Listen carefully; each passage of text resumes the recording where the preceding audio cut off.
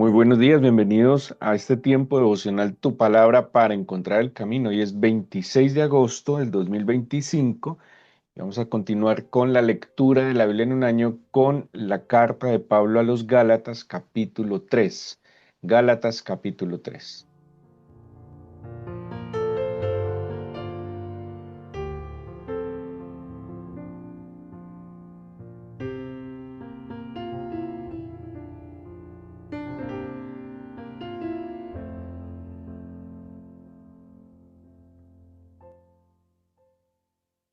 La carta a los Gálatas escrita se data más o menos entre el año 48-52 de nuestra era. Es una carta, cada carta de Pablo definitivamente es una herencia espiritual que el apóstol de los gentiles nos ha dejado.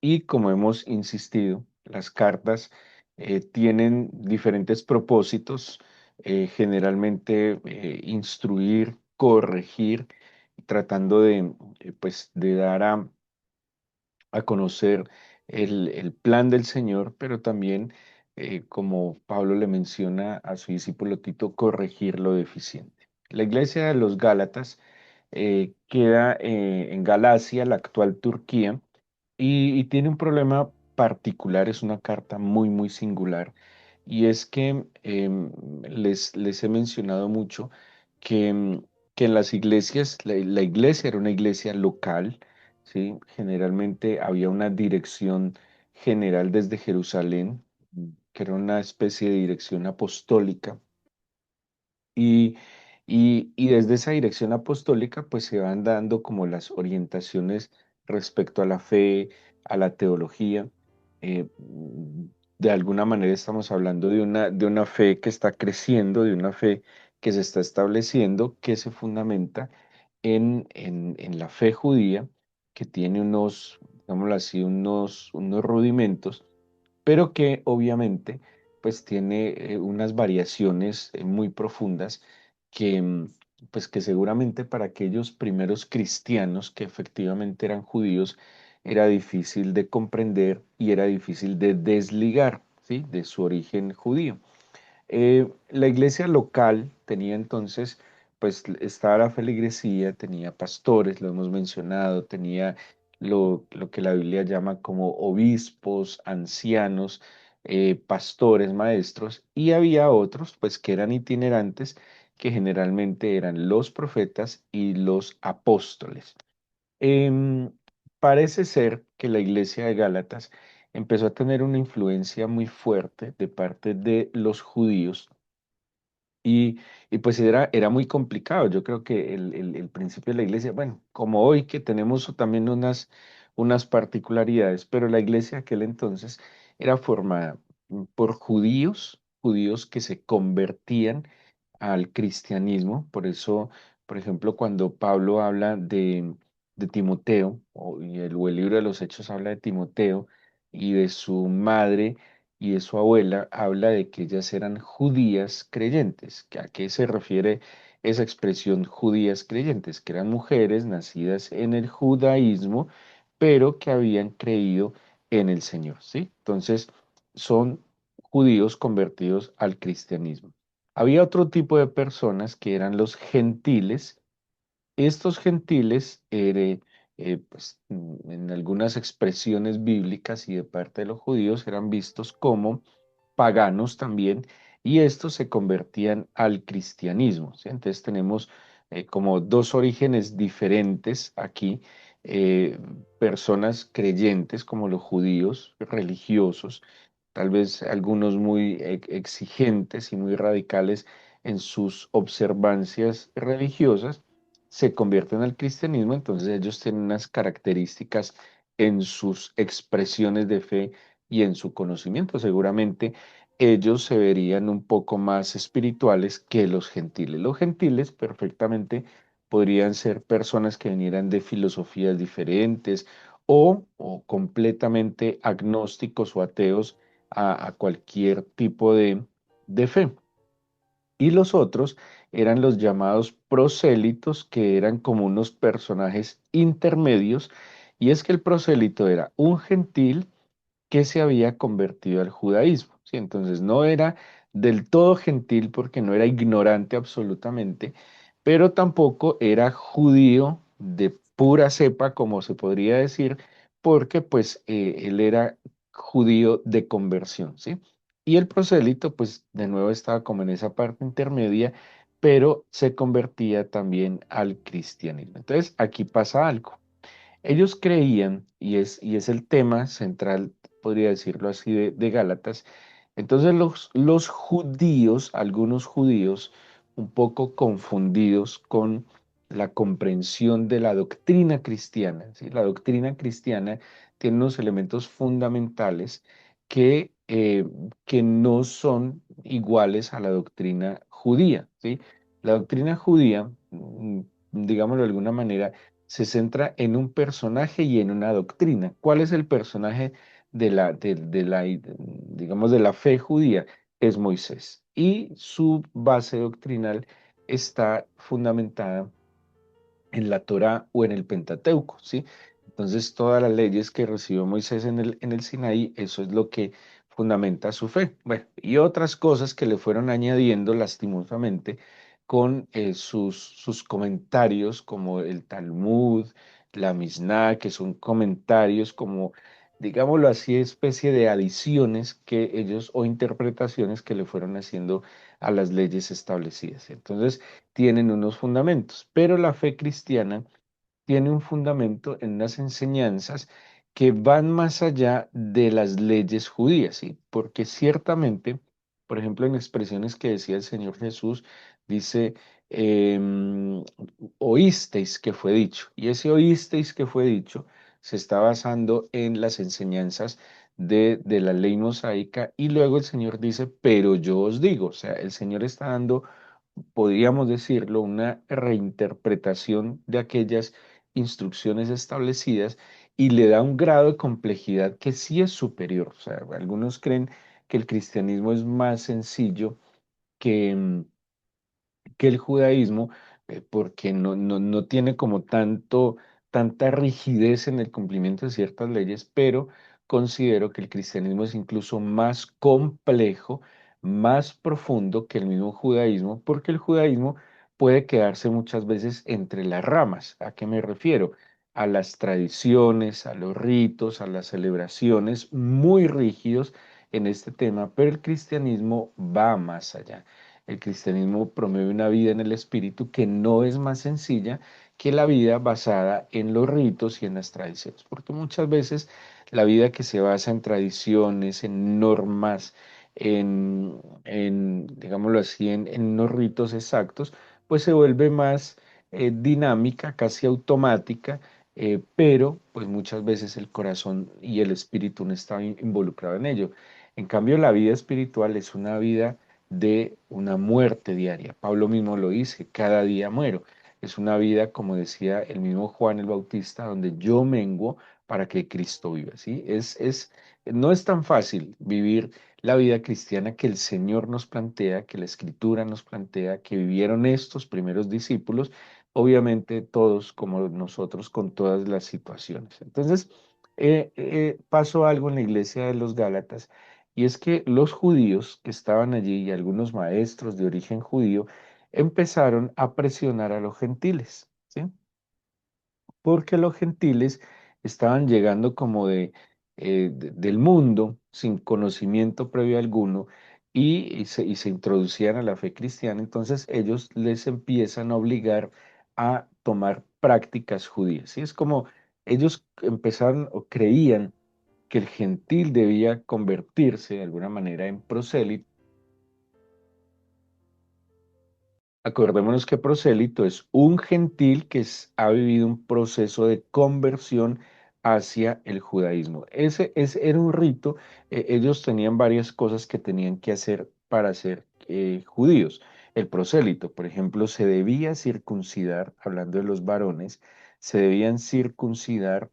Los prosélitos para ser judíos debían conocer y casi recitar la Torá, ¿sí? Tenían que cumplir esta parte y también estaba como rito de iniciación el bautismo, ¿sí? El bautismo hacía parte de este rito de iniciación que tenía que ver con la purificación.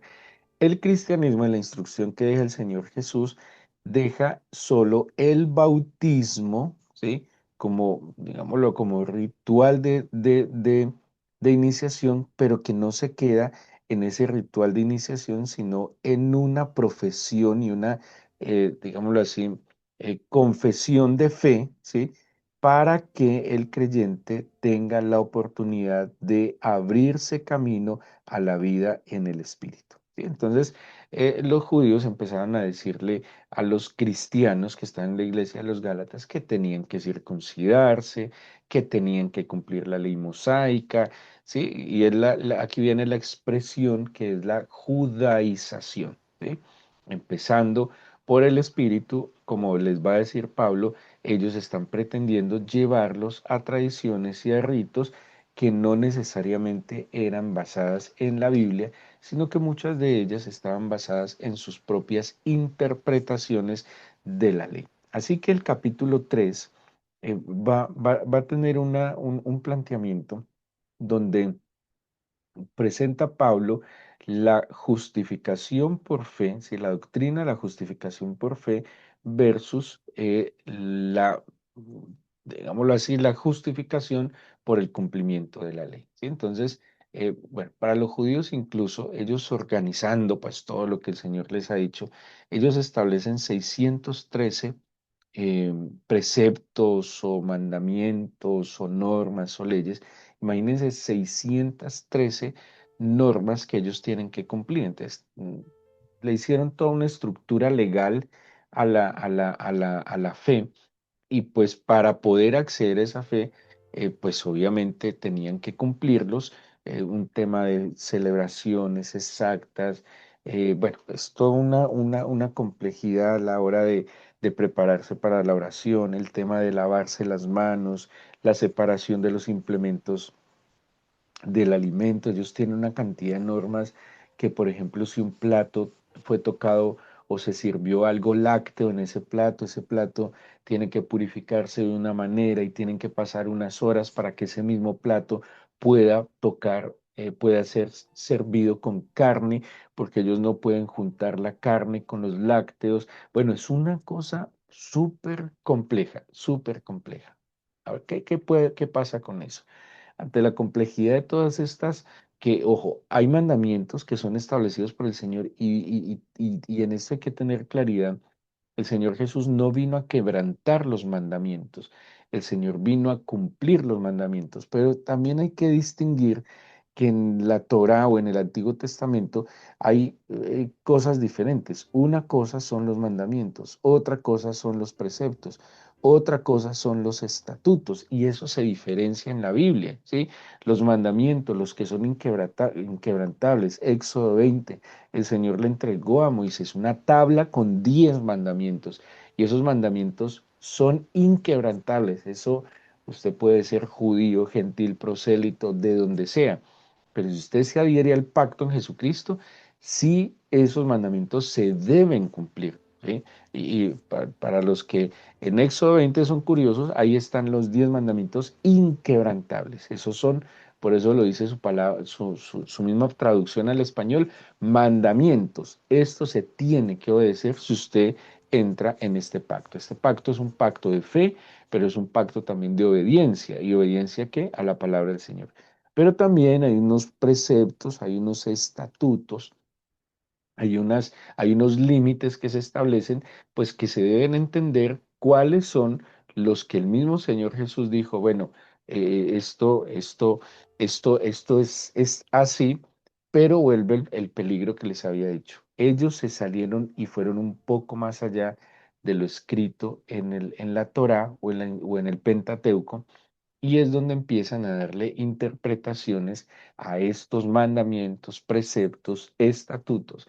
Y en esas interpretaciones, pues ponen una carga muy pesada sobre los hombros que quien no lo cumplía, quien lo cumplía menos, pues era considerado un mal creyente, ¿sí? Y era tal vez menospreciado. Y quien cumpliera un poco más, pues desarrollaba una superioridad moral, una altivez, que nada de esto, ninguna de las dos posturas eran sanas, ¿sí?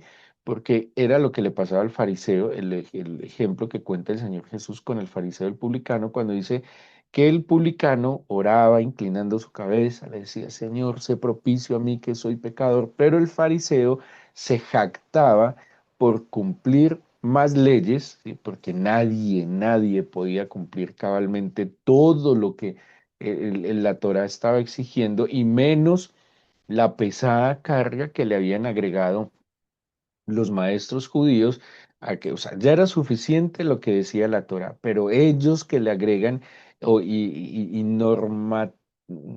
le ponen unas normas adicionales para que hacían mucho más denso el cumplimiento de esto, ¿sí? Entonces, este fariseo se jactaba y le agradecía al Señor, dice la Biblia clara, oraba consigo mismo, agradeciendo que él era mejor que ese publicano, ¿sí? Nunca quien está en el espíritu se va a sentir mejor que nadie.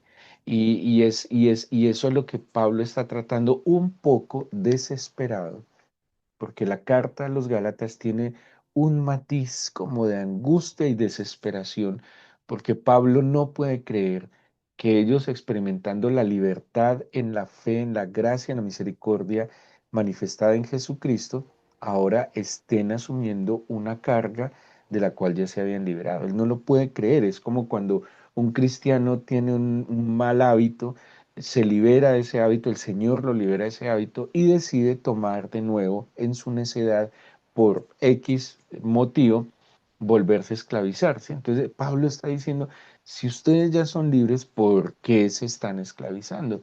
Si ustedes ya habían conocido el camino, la verdad y la vida, ¿por qué están volviendo atrás? No tiene sentido, están de alguna manera negando la efectividad de la obra redentora que Jesucristo ha hecho con ustedes.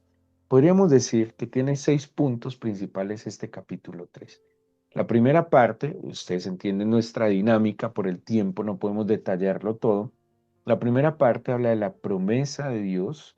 Bueno, en términos generales, la promesa de Dios se basa en la fe que tiene el creyente. Acordémonos que esa fe del creyente no es originariamente de él, sino que es una fe concedida por el Señor, así lo dice la carta a los Efesios, también el libro a los Hebreos, cuando habla de que la fe es originaria, nace en el Señor. Bueno, pero estos 6 puntos principales que tenemos de este capítulo 3, lo primero es, Pablo reprende a los Gálatas por apartarse de la fe, porque cuando ellos deciden cumplir la ley cabalmente, terminan negando, o sea, porque la discusión se basa en esto, en la justificación por fe versus la justificación por la ley. Y ojo, y la justificación por la ley es si usted cumple la ley. O sea que si usted cumple cabalmente la ley, se justifica, ¿sí? O sea que ya no es una obra del Señor que lo justificó por la gracia, sino que es una obra suya que, pretendiendo cumplir toda la ley, se está justificando. Y son cosas muy diferentes. O Cristo me justifica o yo me justifico. Pero ¿dónde está el engaño? Que no hay ningún ser humano que pudiera cumplir cabalmente la ley de Dios para decir que se justifica. Ahí está el engaño, ¿sí? Entonces, yo no creo, no confío, no acepto que el Señor me justificó por su bendita gracia. Entonces, yo trato de justificarme a mí mismo a través del cumplimiento de la ley. Y como yo no soy capaz de cumplir toda la ley, pues me engaño creyendo que estoy siendo casi mi propio Salvador, ¿sí? Que estoy siendo casi mi propio Redentor. Y ahí está ese problema de la ley, ¿sí? Entonces Pablo, angustiado, porque dice, ustedes están dando pasos hacia atrás, están negando la efectividad de la sangre del Cordero, de la obra redentora que él hizo, y pues obviamente eso no los va a llevar a ninguna parte. Así que entonces él lo reprende por apartarse de la fe. Luego, en un segundo bloque, nos habla de Abraham como modelo de fe. ¿Y por qué Abraham? Porque Abraham obviamente está antes de las leyes establecidas en el monte Sinaí, Abraham es el padre de la fe, como dice el mismo Pablo a los romanos, porque creyó a Dios y le fue contado por justicia. Cuando el Señor manda a Abraham, no le da un montón de mandamientos, solo le dice, le habla, vete a tu tierra, de tu parentela, y ve a donde yo te indicaré, haré de ti una gran nación. Fue por fe. ¿Sí? A Abraham no le dijeron, ve Abraham, si usted cumple todos estos preceptos, mandamientos, estatutos, si usted lo hace cabalmente, entonces, ¿qué es lo que le dijo el Señor luego al pueblo de Israel? Si ustedes oyen mi voz, si ustedes guardan estas palabras y si ustedes las obedecen, serán mi especial tesoro. No, Abraham no le dijo nada de eso, le dijo a Abraham, haga esto que usted ya es elegido como el padre de las naciones. ¿Sí? El padre enaltecido ahora va a ser el padre de multitudes. ¿Y Abraham qué hizo? Creyó y se movió por fe. Por eso aparece como el modelo de fe. Luego hace un contraste entre la maldición bajo la cual el ser humano ha nacido como consecuencia de lo que llamamos el pecado original y la redención de Cristo. Luego cómo tiene prioridad la promesa del Señor sobre la ley. Por último, en un quinto punto, el propósito temporal de la ley, y Pablo le explica cómo que la ley era un parámetro para que no nos desviáramos. Y hace una comparación y dice, así como los niños necesitan un ayo, y un ayo es un maestro que orienta, un ayo es como una especie de tutor, ¿sí? Es como el hijo pierde sus padres, digámoslo así de esa manera, y tiene una herencia. Y esa herencia, el niño no está capacitado, habilitado para administrar esa herencia. Entonces, tiene un tutor que lo está orientando, llevándolo a la madurez, lo está capacitando para que cuando sea apto, él tenga esa herencia y sepa cómo administrar esa herencia. Pablo hace esta analogía y explica que la ley es ese ayo, que mientras llegamos a la libertad, pues necesitamos una guía, necesitamos una orientación, un parámetro para que no se pierda esa herencia. Pero ya dice Pablo luego, pero ya se manifiesta Cristo, ya se manifiesta el cumplimiento pleno, entonces no necesitamos ayo, podemos vivir en la plenitud, ¿sí? O sea, Pablo no está diciendo que la ley era mala, en sí misma, sino que el vivir bajo la ley es lo que a nosotros no nos va a permitir disfrutar la gracia que el Señor nos ha concedido. Y por último, habla de la unidad y herencia en Cristo. Dice desde el versículo 26 al 29 que lo voy a leer y dice, pues sois todos hijos de Dios por la fe en Cristo, porque todos los que habéis sido bautizados en Cristo estáis revestidos. Ya no hay judío ni griego, no hay esclavo ni libre, no hay varón ni mujer, porque todos vosotros sois uno en Cristo Jesús.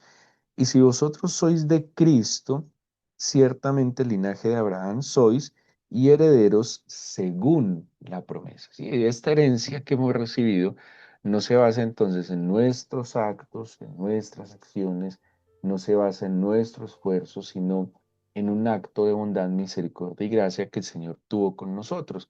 Y mire al punto que nos pone, somos herederos de Abraham, ¿sí? Somos hijos de la promesa.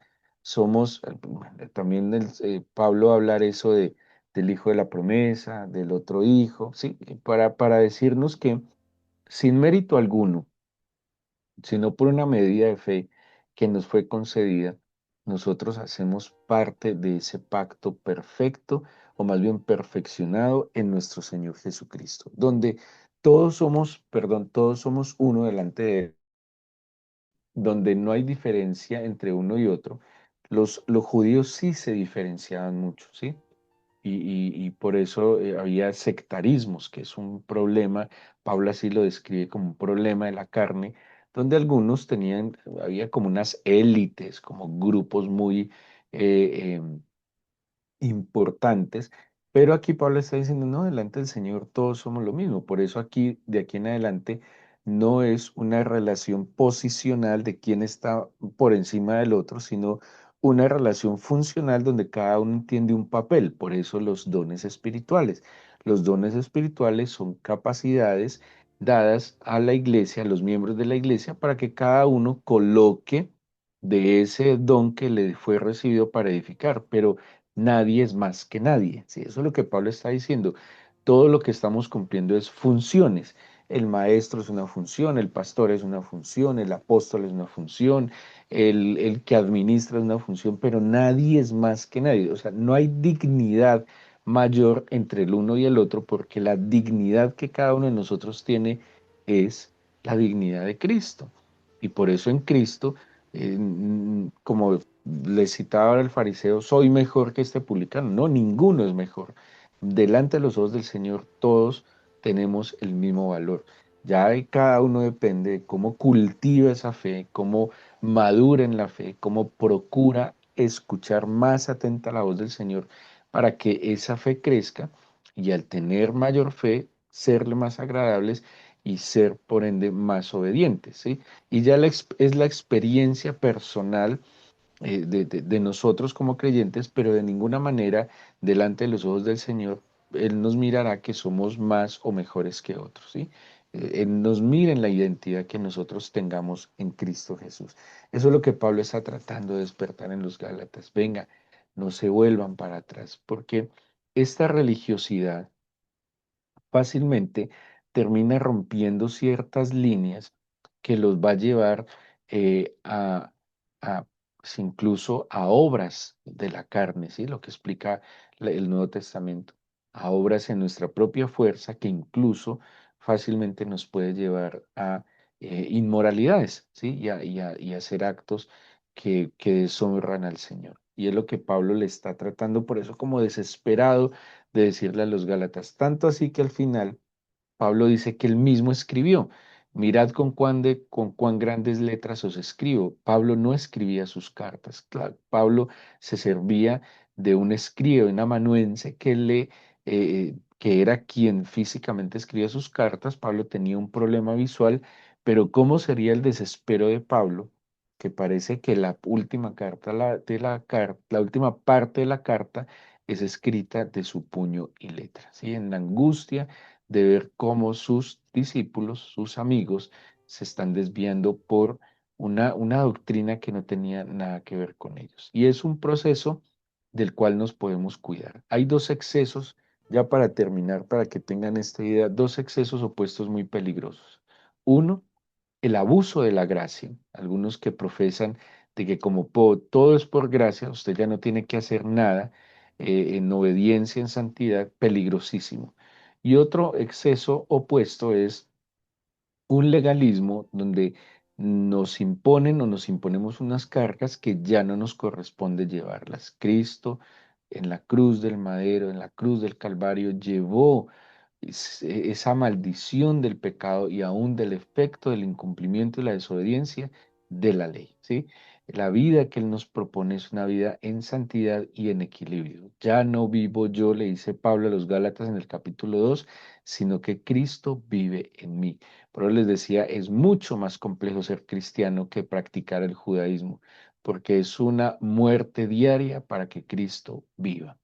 Por eso en esta mañana, mi Señor, agradecemos la libertad que tú nos has dado por morir en la cruz por nosotros, Señor Jesús. Agradecemos que tú nos valoras y que delante de ti no hay distinción alguna, Señor, y que todos, absolutamente todos, tenemos la misma posibilidad y oportunidad de, de caminar de tu mano, de ser instruidos y de vivir para tus planes y tus propósitos. Ayúdame y enséñame a vivir bajo la bendición de la gracia, de la misericordia, de la bondad, y que mi reacción a esa gracia no sea de ninguna manera el abuso de ella, sino, Señor, el procurar una vida que te sea agradable. Si de gracia fui salvado, si por gracia fui redimido, Señor, si por gracia hoy soy parte del pacto eterno, Señor, pues la reacción a la gracia debe ser la gratitud, la entrega, la obediencia, Señor. Por eso llénanos de ti, inspíranos por tu espíritu y danos hoy la fortaleza en nuestro interior, Señor, para serte agradables. Bendícenos, guárdanos, ampáranos, Señor, Te lo pido y agradezco que escuches nuestra oración en el nombre de Jesús. Amén.